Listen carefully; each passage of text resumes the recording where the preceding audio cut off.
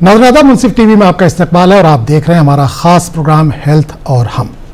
आज के हेल्थ और हम प्रोग्राम में हम बात करने जा रहे हैं एक नहायत हसास, अहम और ज़िंदगी बदल देने वाले मौजू पर। आज का हमारा उन्वान है premature baby golden hour, survival and long term outcome. नाज़रीन, सालाना लाखों बच्चे मुकर्ररा वक्त से पहले ही पैदा होते हैं। उनकी ज़िंदगी का पहला 1 घंटा, जिसे गोल्डन आवर कहा जाता है, इनके मुस्तकबिल का फैसला करता है। ये वो लम्हे हैं जब सही कदम, सही ट्रीटमेंट और सही देखभाल एक कमज़ोर सी सांस को मुकम्मल ज़िंदगी में बदल सकते हैं।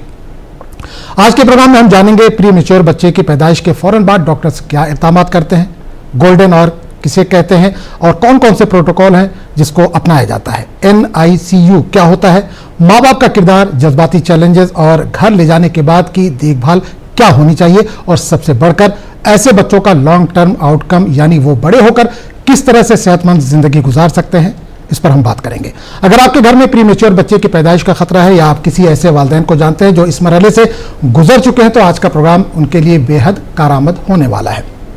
तो हमारे साथ रहिए। आज के प्रोग्राम में इल्म भी है, आगाही भी, और हर उस वालिदैन के लिए उम्मीद जो अपने नन्हे फरिश्तों के लिए बेहतर मुस्तकबिल चाहते हैं।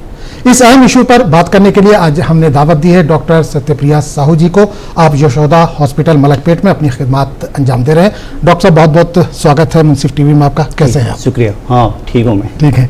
तो नाज़रीन, डॉक्टर सत्यप्रिया साहू अगले आधे घंटे तक हमारे साथ मौजूद रहेंगे। ये लाइव टेलीकास्ट है। आज के टॉपिक पर आप अगर कोई सवाल करना चाहते हैं तो बिला झिझक बात कर सकते हैं, अपने उलझन को सुलझा सकते हैं। डॉक्टर साहब हमारे साथ मौजूद रहेंगे जो आपके सवालों के जवाब देंगे। डॉक्टर साहब, आज हम बात करें प्रीमेच्योर डिलीवरी के ताल्लुक से। प्रीमेच्योर डिलीवरी क्या होती है, शुरुआत यहाँ से करूंगा क्योंकि आज का हमारा टॉपिक यही है। तो प्रीमेच्योर डिलीवरी क्या है? प्रीमेच्योर डिलीवरी इसको बोलते हैं कि माँ अपने गर्भ में 40 हफ्ते तक बच्चों को रखता है। कभी भी अगर 37 वीक्स कंप्लीट वीक्स से पहले अगर बच्चा बाहर आता है तो उसको प्रीमेच्योर डिलीवरी बोलते हैं। इसका भी 3 हम लोग डिवाइड करते हैं। एक को बोलते हैं कि वेरी प्रीटम, एक मॉडरेट प्रीटम, एक लेट प्रीटम। अगर 28 वीक्स से लेकर 31 वीक्स तक रहता है उसको बोलते हैं वेरी प्रीटम। 32 वीक्स से लेकर 34 वीक्स तक कंप्लीट वीक्स तक उसको बोलते हैं मॉडरेट प्रीटम। 34 वीक्स कंप्लीट होने के बाद और 36 + 6 वीक्स तक हम लोग बोलते हैं लेट प्रीटम। और एक है जो काफी जरूरी है, लेस देन 28 वीक्स, उसको बोलते हैं एक्सट्रीम प्रीटम। तो जितना जितना वीक्स कम होते जाते हैं उतना खतरा बच्चों में रहता है। नहीं, प्रीमेच्योर अगर हम बात करें डिलीवरी के वक्त बच्चा कम से कम उसकी एज कितनी होनी चाहिए, गर्भ में जो बात कर रहे हैं हम? 37 वीक्स कंप्लीट होने से थोड़ा खतरा कम रहता है, बेस्ट 38 वीक्स कंप्लीट होने के बाद। अच्छा, ये गोल्डन आवर की हम बात कर रहे थे, जैसे कि शुरू में भी मैंने जिक्र किया। ये गोल्डन आवर जो होता है वो क्या, उसको गोल्डन आवर कहते हैं किसको है और ये होता क्या है? गोल्डन आवर मीन्स जब बच्चा पैदा होता है तब से लेके 60 मिनट, मतलब बच्चा आउट हुआ उसके बाद से 60 मिनट्स तक को गोल्डन आवर बोलते हैं। इसमें हम क्या देखते हैं, ये 60 मिनट्स में हम लोग जो करते हैं, जो भी हम ट्रीटमेंट करेंगे वो उसका आउटकम को डिफाइन करता है। मान लीजिए अगर उस 60 मिनट्स हम लोग अच्छे से देखभाल नहीं किए, अच्छे से ट्रीट नहीं किए, तो बच्चे को जान का ज्यादा खतरा होता है। क्या क्या करते हैं हम गोल्डन आवर मैनेजमेंट में? पहले बार तो बच्चा को जब प्रीटम बेबीज होते हैं उनका काफी चांसेस होता है कि हीट लूज करने का, तो उसको अच्छे से वार्म केयर देना है। जैसे कि हाइपोथर्मिया नाम का एक है जो कि इसका मतलब है कि टेम्परेचर कम हो जाना। उसको कैसे मैनेज करेंगे? जब बहुत छोटे बच्चे रहते हैं, मान लीजिए लेस देन 1.2 kg या लेस देन 1 kg, एक पॉलिथीन रैप होता है, उसमें हम लेके बच्चे को लाते हैं, पहले वार्मर के अंदर रखते हैं, फिर वहां से डिलीवरी रूम से लेकर ICU तक जाने के लिए एक ट्रांसपोर्ट इंक्यूबेटर रहता है, उसमें भर के लेते हैं। तो हाइपोथर्मिया काफी डेंजरस होती है, उसको प्रिवेंट करते हैं। शुगर देखते हैं हम, ब्लड शुगर अगर बच्चे का मान लीजिए, छोटे बच्चे में ब्लड शुगर का प्रॉब्लम हाँ, देखते हैं। हाइपोग्लाइसेमिया बोलते हैं उसको। बड़ों में हाइपरग्लाइसेमिया ज्यादा जरूरी है, लेकिन छोटे बच्चों में शुगर से अगर कम हो जाएगा वो काफी डेट्रीमेंटल होती है, वो ब्रेन को डैमेज करने में काफी हेल्प करती है हाइपोग्लाइसेमिया। इसीलिए शुगर्स को जितना हम कम रखेंगे, मेंटेन करके रखेंगे, वो ज्यादा बेहतर है। फिर हम गोल्डन आवर में और क्या देखते हैं, ब्रीदिंग सपोर्ट देना जरूरी होता है। किस मोड में देना है? एक टर्म है कंटिन्यूअस पॉजिटिव एयर प्रेशर, इसको सीपाप बोलते हैं। डिलीवरी रूम में एक सीपाप मशीन अवेलेबल होता है। जब भी बच्चा छोटा होकर आता है एंड ब्रीदिंग डिफिकल्टी होता है तब उसको लगाना रहता है ताकि उसका फेफड़े मतलब लंग्स आसान होता है, आसान हो। तो ये कई चीजें हैं हम लोग जो देखते हैं, क्योंकि ये जो 60 मिनट हम जो करते हैं वो काफी डिफाइनिंग होता है उसके आगे चल के आउटकम पे। अच्छा, ये तो चलिए बड़े हॉस्पिटल की बात हो गई जहाँ ये सब सुविधाएं उपलब्ध है, ये सुविधाएं मिल रही हैं। जो छोटे हॉस्पिटल में वहाँ पे अगर ये बच्चा पैदा हुआ और उसके बाद अगर उनके पास वो सुविधा नहीं है और 1 घंटा उसके पास नहीं है कि दूसरे बड़े हॉस्पिटल में जा सके, ऐसी सिचुएशन में क्या कुछ कर सकते हैं? देखिए, छोटे हो बड़े हो, कुछ मिनिमम चीजें हैं जो हमारे गवर्नमेंट डिसाइड की है और WHO भी डिसाइड किया है कि हम कैसे छोटे छोटे बच्चों को मैनेज कर सकते हैं। जो एक NRP होता है, जो न्यूबॉर्न रिसर्सिटेशन प्रोग्राम है, जो बच्चे पैदा होने के जो रोते नहीं है या रोने के बाद हम लोग क्या क्या करते हैं, ये सारे सिस्टर्स और डॉक्टर्स जहां पे भी अभी काम करते हैं वो सब ट्रेंड है। फर्स्ट ऑफ ऑल उन लोग देखेंगे कि बच्चा रोया या नहीं रोया। अगर बच्चा रोया तो कोई बात नहीं। अच्छा, क्या रोना जरूरी? बच्चा पैदा होने के बाद रोना जरूरी है? हाँ। अगर नहीं रोता तो उसको रुलाने के लिए भी कुछ हमारे प्रोटोकॉल से जो हम फॉलो करते हैं। तो रुलाने के लिए क्या प्रोटोकॉल फॉलो करते हैं, ये चीजें बहुत बड़ी है, ये इसमें 100 टाइम चली जाएगी। लेकिन फर्स्ट ऑफ ऑल रुलाना बहुत जरूरी है। अगर विद इन 1 मिनट रोता है तो बहुत अच्छी बात है। अगर लेट में रोया जितना प्रोटोकॉल फॉलो करने के बाद, तो उसका भी आउटकम को काफी खराब आउटकम जाता है बच्चों में। अच्छा, नहीं, मेरा सवाल ये था, छोटे अस्पताल का मैंने यहाँ पर जिक्र किया कि जो MBBS है या सर्जन है वहाँ पे तो ठीक है, लेकिन नर्सिंग होम चलते हैं जहाँ पर सिजेरियन का ऑप्शन नहीं है, लेकिन बच्चा ऐसी सूरत में अगर पैदा हो गया, वहाँ पर डिलीवरी उसकी हो गई, उस हॉस्पिटल में तो वो सुविधा नहीं है, तो वो कैसे मैनेज करें? ये सवाल था मेरा। देखिए, अभी तो प्रोटोकॉल यही बोलता है कि जब भी बच्चे डिलीवरी होते हैं, एक डॉक्टर जो NRP में ट्रेंड है वो डिलीवरी अटेंड करना है। हम किसी पे भी नहीं भरोसा कर सकते हैं कि ये बच्चा डिलीवरी होने, अगर रोया तो ठीक है, अगर नहीं रोया तो दिक्कतें आती है। उसके लिए एक प्रॉपर NRP ट्रेंड डॉक्टर चाहिए जो कि बच्चे को देखभाल कर पाए और वो फर्स्ट 60 मिनट्स फॉलो वो कर पाएगा। अगर वहां पे सुविधाएं नहीं है तो उनको स्टेबलाइज करने के बाद वो रेफर कर सकते हैं कोई भी टर्शियरी केयर हॉस्पिटल में, चाहे गवर्नमेंट में हो चाहे प्राइवेट में हो। अच्छा, आपने शुरू में जिक्र किया शुगर लेवल चेक करने का, तो क्या अगर पेरेंट्स में किसी को शुगर है तो क्या वो उसका असर बच्चों पर भी पड़ता है, जो पैदा होते हैं बच्चे, या जन्म की वजह से उनका होता है, ऐसा कुछ है? देखिए, 2 चीजें होती है। जो प्रीमेच्योर बेबी हैं वो ऐसे ही उनका ग्लाइकोजन स्टोरेज कम रहता है तो उनको लो शुगर होने का चांसेस रहता है। प्लस जिसकी मदर डायबिटिक है, ओवर डायबिटिक है, टाइप 2 डायबिटीज मेलाइटस जिसको है, जिन लोग अभी भी इंसुलिन पे है या डायबिटीज के थेरेपी पे हैं, उनको चांसेस है कि ब्लड शुगर्स कम होने का। कुछ पेरेंट्स पूछते हैं कि मेरी वाइफ को डायबिटीज है, क्या मेरे बच्चे को डायबिटीज होगा? डायबिटीज तो अभी नहीं होगा, पहला 2 दिन में लो शुगर्स होने का चांसेस रहता है। लो शुगर्स ज्यादा डेंजरस है than high sugar in a newborn baby, क्योंकि लो शुगर ब्रेन को डैमेज करता है खास करके, तो बाद में उसका इंटेलिजेंस, हियरिंग पे इफेक्ट पड़ता है। अच्छा, ये प्री मेच्योरिटी की अगर हम बात करें तो ये कितना आम है भारत में, अगर हम खासकर बात करें, और ये होता क्यों, प्री मेच्योरिटी क्यों होता है? क्या वाइफ किसी की है या कोई भी लेडी है, क्या वो कमजोर है, उस वजह से ये प्रॉब्लम आती है, खाने पीने की वजह से आती है, या प्रेगनेंसी के टाइम में उसने बहुत ज्यादा एक्सरसाइज वगैरह नहीं की, क्या उस वजह से दिक्कत, क्या चीजें हैं जो वो यूज करे जिससे ये प्रॉब्लम्स ना आए? ये काफी अच्छी सवाल है। अगर हम वर्ल्ड के बारे में बोलेंगे तो सालाना मान लीजिए 15 मिलियन बेबीज प्रीटर्म पैदा होते हैं, ठीक है। इंडिया में 35 लाख मतलब 3.5 मिलियन बेबीज प्रीटर्म पैदा होते हैं। मतलब अगर सोचेंगे तो 1 in 10 बेबीज प्रीटर्म बच्चा पैदा होता है, 10 में से एक प्रीटर्म बच्चा पैदा होते हैं। ये प्रीटर्म डिलीवरी है, ये क्यों होता है? इसका बहुत सारे रीजंस है। एक तो मदर के कुछ रीजंस होते हैं, बेबी जो अंदर है उसके भी रीजंस होते हैं, एक प्लासेंटा जो गर्भाशय बोलते हैं उसके लिए एक रीजन होता है। मदर का पहले हम जो हम प्रिवेंट कर सकते हैं, मान लीजिए कुछ मदर्स का काफी ओबेस होते हैं, काफी न्यूट्रिशन उनका अच्छा नहीं है, वो थोड़ा ज्यादा प्रोन रहते हैं, मोटापा एक रीजन है, ठीक है। ओबेसिटी मान लीजिए, माल नरिश्ड मदर मान लीजिए, यंग एज मदर या मोर देन 35 ईयर्स जो बोलते हैं हम लोग, एल्डरली मदर जो बोलते हैं, उनका चांसेस रहता है। अगर इंटर प्रेगनेंसी पीरियड मान लीजिए 1.5 साल से या 2 साल से कम रहता है, वो भी रिस्क में होते हैं। तो इंटर प्रेगनेंसी पीरियड जो पहले वाला बच्चे से लेकर ये दूसरे वाला बच्चे तक के गैप मिनिमम मेंटेन करना चाहिए, ये कॉजेस है। और क्या है, अगर कोकेन कोई मदर लेती है, जनरली ये वर्ल्ड में होता है, इंडिया में इतना तो लेते नहीं है, अल्कोहल हो गया, स्मोकिंग हो गया, वो भी काफी इफेक्ट डालता है। अगर कुछ भी मदर का गर्भाशय में यूट्रस में कुछ एनोमलीज वगैरह है, जैसे कि बाइकॉर्नेट यूट्रस रहता है, कुछ कुछ चीजें रहता है, उसमें भी बच्चा ठीक से रह नहीं पाएगा। या फिर अगर मदर को डायबिटीज है या हाइपरटेंशन है या फिर हाइपोथायराइडिज्म है, वो भी काफी चांसेस लेते हैं। प्लस कभी भी मदर को अगर इन्फेक्शन होता है, कुछ भी इन्फेक्शन, मान लीजिए यूटीआई हो, वो भी चांसेस रहता है कि बेबी प्रीटर्म डिलीवरी आए। और एक बात है कि जो हम लोग बोलते हैं कि कितना पानी है गर्भाशय में, अगर पानी कम रहेगा वो भी चांसेस पैदा करता है कि ये प्रीटर्म डिलीवरी में जाएगा। फिर हम लोग आते हैं और एक पहलू पे, उसको बोलते हैं बेबी का क्या कंडीशन से। अगर बेबी ठीक से ग्रो नहीं कर रहा है, अगर अंदर में जितना ग्रो करना चाहिए अगर वैसा ग्रो नहीं कर रहा है, उसको बोलते हैं इंट्रा यूटेराइन ग्रोथ रेस्ट्रिक्शन।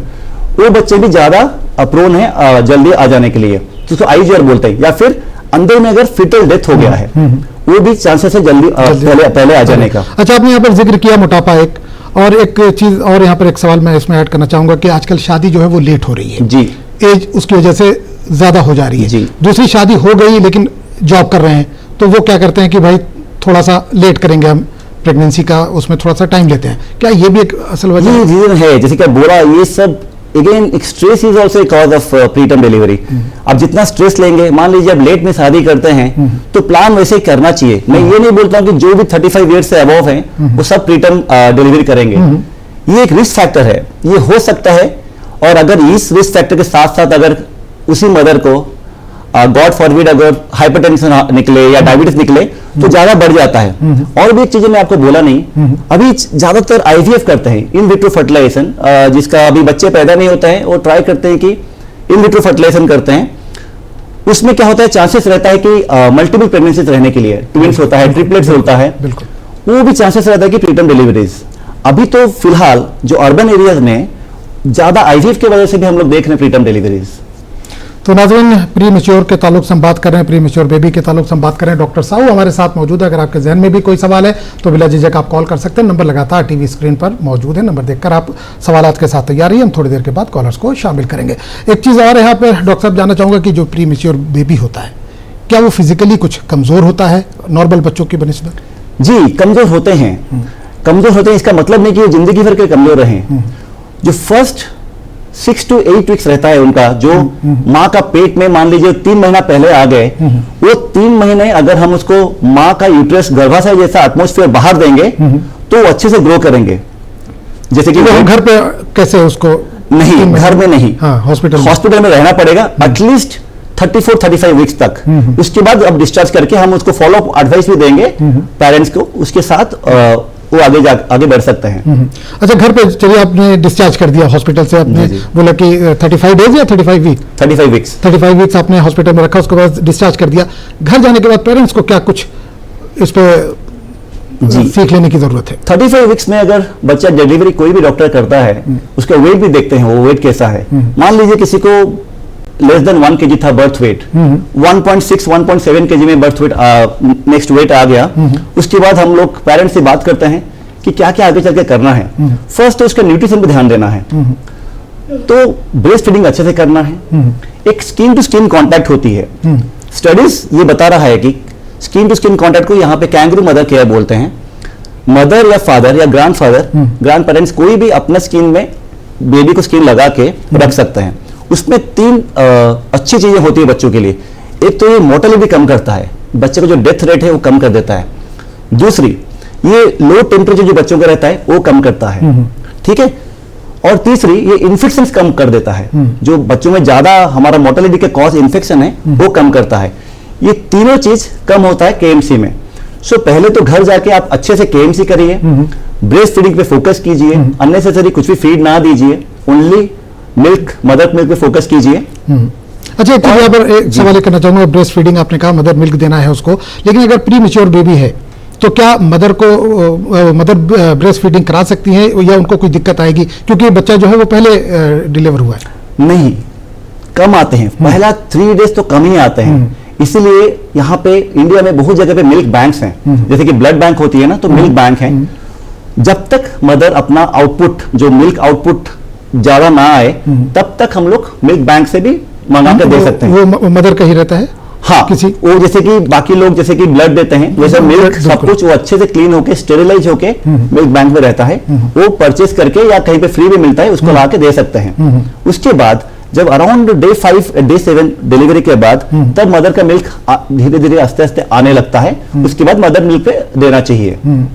अच्छा, प्री मैच्योर की हम बात करें, कभी कभी ऐसा भी हमने देखा है कि टाइम हो गया है लेकिन डिलीवरी नहीं हुई है, तो इसमें क्या दिक्कतें आ रही हैं, इसमें क्या परेशानी आती है अगर लेट हो गया तो? जी, अगर वही मैं बोल रहा हूं, इसको लेट टर्म बोलते हैं। जैसे मान लीजिए 42 वीक्स अगर कंप्लीट हो गया, उस तब तक भी नहीं हो रहा है, तो जनरली हमारे डॉक्टर्स यहाँ पे उसको सर्जरी सेक्शन पे करते हैं। काफी मदर नॉर्मल के लिए वेट करते रहते हैं। तो ये 42 जब क्रॉस हो जाता है ना, वो चांसेस रहता है कि अंदर में काफी तो बड़ा है और निकलना काफी मुश्किल होता है नॉर्मल डिलीवरीज में, तो आइडियली इसको हम सर्जरी सेक्शन करते हैं। उसमें भी दिक्कतें क्या आती है, जब बच्चा अंदर में बाहर आना चाहता है, नहीं आ पाता है, चाहे मदर का स्ट्रक्चर के लिए हो, चाहे शॉर्ट हाइट के लिए हो, चाहे कुछ भी कारण हो या यूट्रस का कुछ प्रॉब्लम हो, बेबी बाहर नहीं आ पाती है, उसमें फीटल डिस्ट्रेस होता है। अंदर में फीटल डिस्ट्रेस में एक मोशन होता है बेबी का, जो उसको मेकोनियम बोलते हैं, तो मेकोनियम बेबी पास करता है। मेकोनियम बेबी पास करने से क्या होता है ना, उस टाइम में बेबी अपने मुंह से वो जो स्टूल है, जो मेकोनियम बोलते हैं, उसको ले लेते हैं, जो पेट में ना जाके लंग्स में चला जाता है। लंग्स में उसको मेकोनियम एस्पिरेशन सिंड्रोम नाम का एक, वो निमोनिया जैसा ही है, लेकिन नाम है MAS, मेकोनियम एस्पिरेशन सिंड्रोम। वो चीजें काफी भयानक होती है बच्चों में। बच्चे का सेम सिम्टम्स आता है, ब्रीदिंग डिफिकल्टी हो जाए, बच्चे को बहुत प्रॉब्लम होता है, ठीक है। उसको कुछ बच्चों को तो वेंटिलेटर का सपोर्ट भी चाहिए उस टाइम में। इसीलिए बेस्ट टाइम होता है 38 से लेके 41 तक, उस टाइम में डिलीवरी अगर हो जाए तो बच्चे का इतना प्रॉब्लम्स होंगे नहीं। अच्छा, एक चीज और देखी गई है कि आजकल जो लेडीज है वो दर्द बर्दाश्त नहीं कर पाती हैं डिलीवरी का, तो वो प्री मैच्योर तो नहीं कहेंगे, लेकिन प्री मैच्योर वो डिलीवरी करवा लेती हैं सिजेरियन के जरिए, तो ये कितना सही है एज अ डॉक्टर? एक्चुअली एक बात तो बोलेंगे, सब ओपिनियंस काफी डिफर करते हैं इसमें। फर्स्ट ऑफ ऑल, अगर हम 37 वीक्स कंप्लीट हो गया है, अगर टाइम नहीं आया है और हम डिलीवरी करवाते हैं, प्रॉब्लम तो है नहीं कुछ, लेकिन एक प्रॉब्लम है, बच्चे का ब्रीदिंग डिफिकल्टी हो सकता है, क्योंकि जो हार्मोन्स है ना मदर के, वो रेडी नहीं है अभी बच्चे को जो डिलीवर करने का टाइम में। क्योंकि जब ऊपर वाला जब डिलीवरी करवाता है तो उस टाइम में सब हार्मोन्स रेडी रहते हैं, ठीक है। उसके फल में ना जो लंग्स में जो कुछ फ्लूइड्स रहते हैं, जो पानी जैसा रहता है, वो अपने आप ऑब्जर्व हो जाते हैं। लेकिन इस टाइम में जब टाइम ना आए और हम निकाल देते हैं वो बच्चे को, थोड़ा उसको ट्रांजिएंट टैकिपनिया न्यूबॉर्न बोलते हैं, पानी लंग्स में भरा रहता है, जिसके फल से हम लोग को बच्चे को काफी दिक्कतें होती है सांस लेने में। उनको भी हम सपोर्ट देते हैं, मान लीजिए सीपाप मशीन हो या HFNC सपोर्ट हो, हम उसको सपोर्ट में रखते हैं। एटलीस्ट 1 to 3 डेज लगता है उनको सपोर्ट, धीरे धीरे करके वो जो फ्लूइड है, जो पानी होता है लंग्स का, वो फिर ऑब्जर्व हो जाते हैं, फिर बच्चे सही रहते हैं। अच्छा, किसी के 2 बच्चे हैं, एक तो नॉर्मल डिलीवरी हुई है और एक है प्री मैच्योर, तो दोनों को क्या, या जो प्री मैच्योर हुआ उसको एक्स्ट्रा केयर की जरूरत है? बहुत जरूरी है प्री टर्म केयर को। प्री मैच्योरिटी जो शुरू भी नहीं, हाँ, आगे भी 1 साल 2 साल 3 साल जो भी उसकी लाइफ आगे है, उसके लिए भी जरूरी है। अगर किसी मदर को प्री टर्म डिलीवरी पहले हुआ है, उसका चांसेस अगर नेक्स्ट प्रेगनेंसी प्लान करते हैं, ये भी रिस्क फैक्टर है कि नेक्स्ट बेबी को प्रेगनेंसी में प्री टर्म डिलीवरी आ जाए।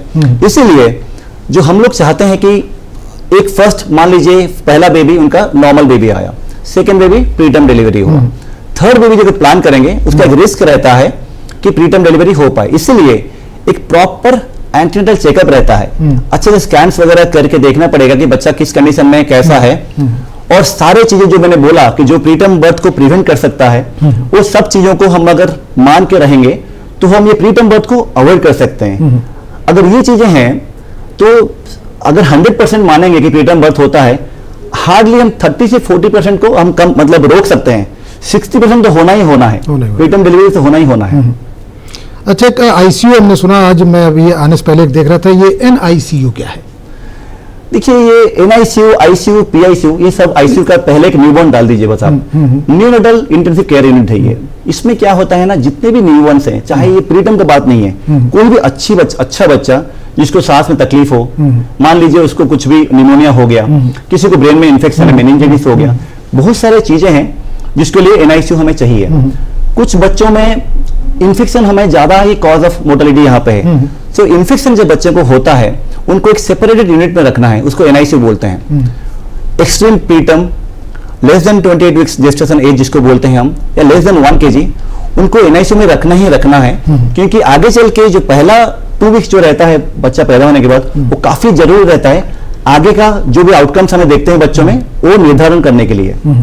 अच्छा, ये लॉन्ग टर्म आउटकम क्या है ये? जी, अगर आउटकम के बारे में आप पूछे तो मैं ये बताऊंगा, प्री टर्म का 3 चीजें होता है, एक इमीडिएट आउटकम्स है, एक शॉर्ट टर्म कॉम्प्लिकेशंस है और लॉन्ग टर्म आउटकम्स है। ये जो इमीडिएट होते हैं उसमें फेफड़े में प्रॉब्लम आता है, लंग्स में एक प्रोटीन होता है उसका नाम सर्फेक्टेंट होता है, वो नहीं होने की वजह से जब बच्चे पहले से आ जाते हैं तो सांस में तकलीफ होती है, उसको ब्रीदिंग डिफिकल्टी, उसको रेस्पिरेटरी डिस्ट्रेस सिंड्रोम बोलते हैं।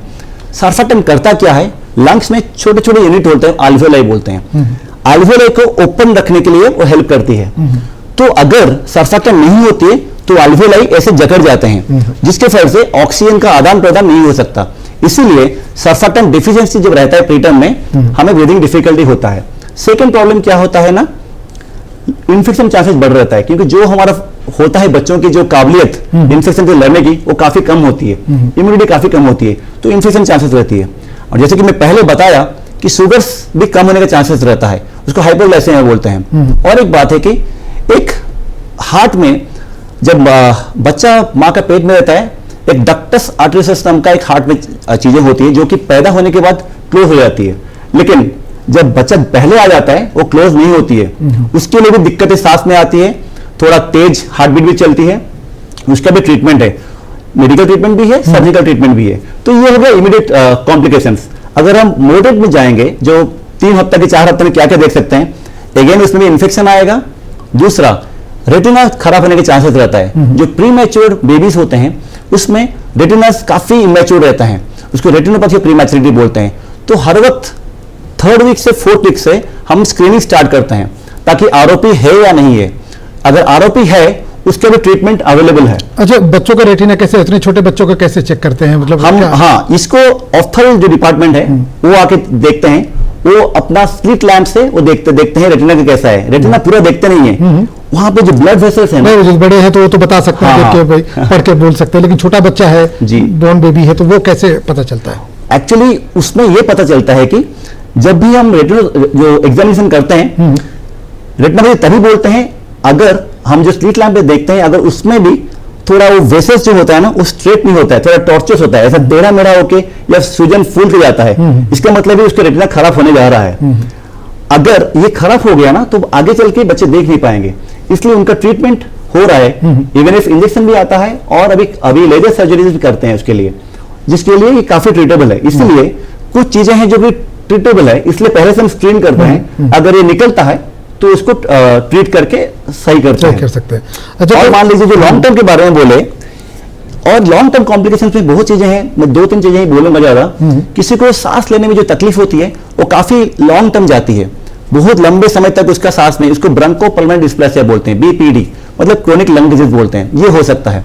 कुछ बच्चे इतने छोटे रहते हैं, इतना सारा इन्फेक्शन लेके कुछ भी एनआईसीयू में कैसा कोड से पता नहीं, काफी डिजीज लेके आते हैं, तो आगे चल के उनको सेरेब्रल पाल्सी एक डिजीज है जिसमें उनका टोन मसल अच्छा नहीं रहता है, काफी कड़क रहता है, वो ठीक से चल नहीं पाते हैं, डेवलपमेंटली काफी वीक रहते हैं। ये चीजें तो होता है। स्कूल परफॉर्मेंस भी काफी लो होने का चांसेस रहता है कुछ बच्चों में, कुछ बच्चों में हियरिंग प्रॉब्लम्स भी आते हैं, हियरिंग। तो ये सब चीजों के लिए एक फॉलोअप स्क्रीनिंग चाहिए। तो कहीं पे भी हमें लगा कि कोई प्रॉब्लम आ रही है किसी भी ऑर्गन में, उसको हम ट्रीट करते हैं, या फिर फिजियोथेरेपी देते हैं, या फिर ऑक्यूपेशनल थेरेपी देते हैं, या फिर कुछ भी बिहेवियरल थेरेपी देते हैं, या फिर अर्ली स्टिमुलेशन करते हैं, उसमें बच्चे ठीक होते हैं।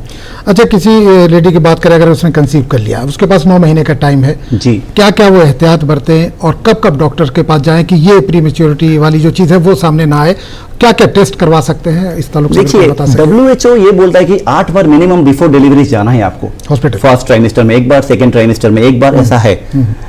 स्कैन फर्स्ट ट्राइमेस्टर में करना है बच्चे को, मतलब मदर का सब कुछ स्कैन जो हम लोग करते हैं, जो अल्ट्रासाउंड जो ऑब्स्टेट्रिक्स वाले ज्यादा अच्छे से बोल पाएंगे, उसमें एंटी स्कैन आता है।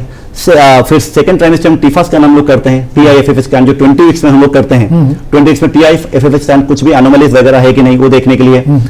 फिर धीरे धीरे धीरे करके जब हम डॉपलर्स पे जाते हैं, जब हम क्लोज टू डिलीवरीज होते हैं, तब डॉपलर्स जब करते हैं और डॉपलर से पता चलता है कि कैसा बच्चे का ग्रोथ है।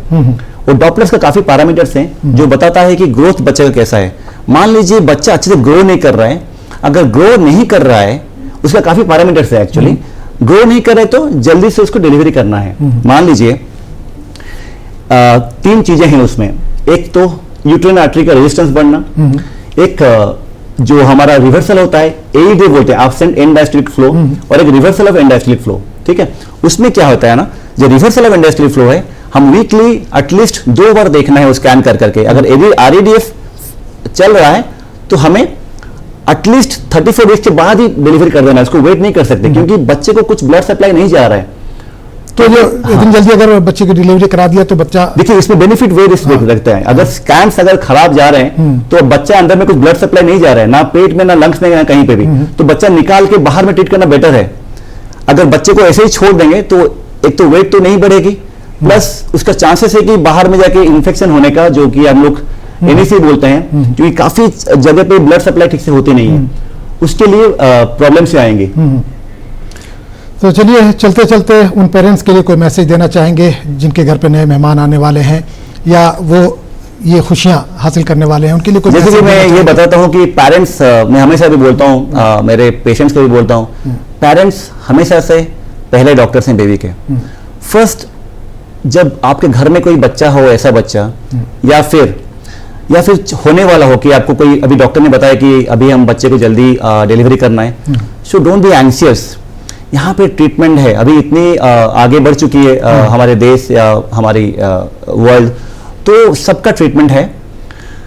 ऑलवेज ये वीक से या फिर ग्राम से अपने बच्चों को मत तोलिए, उनका करेज, उनका फाइटिंग कैपेबिलिटी से अपने बच्चों को तोलिए, क्योंकि आगे चल के वो पूरे नॉर्मल बच्चे से हो जाएंगे अगर उनको सही इलाज, सही जगह, सही ट्रीटमेंट, सही फैसिलिटी मिले, तो वो भी एक अच्छा बच्चा। मान लीजिए कोई पड़ोस में किसी के बच्चे को 3.5 kg है और आपके बच्चे को 1 kg है, 1.8 kg है, अगर दोनों बच्चे अगर सेम स्कूल में जाते हैं, ये पॉसिबिलिटी पूरा है कि आपके बच्चा उससे तेज आए और उससे अच्छा करे स्कूल में।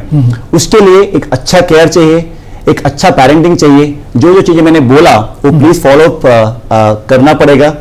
अच्छी फॉलो अप आफ्टर डिस्चार्ज और अच्छी न्यूट्रिशन ये देने के साथ साथ ये बच्चे काफी आगे बढ़ सकते हैं और ये नॉर्मल हो सकते हैं, नॉर्मल लाइफ हाँ, अच्छा रहता है।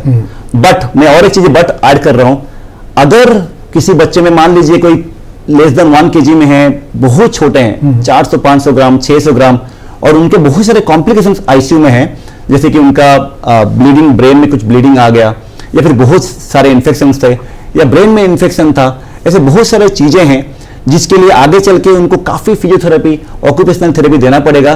धीरे धीरे करके अगर ये भी देंगे तो भी चांसेस है कि ये काफी इंप्रूव हो सकते हैं। अगर ये कोशिश करें पेरेंट्स की पहले ही डॉक्टर से सलाह मशवरा कर लें ताकि प्री मैच्योरिटी ना हो या प्री मैच्योर डिलीवरी ना हो तो ज़्यादा बेहतर है। चलिए डॉक्टर साहब, बहुत बहुत शुक्रिया, आप हमारे शो में आए और तफसीली जानकारी हमको दी आपने।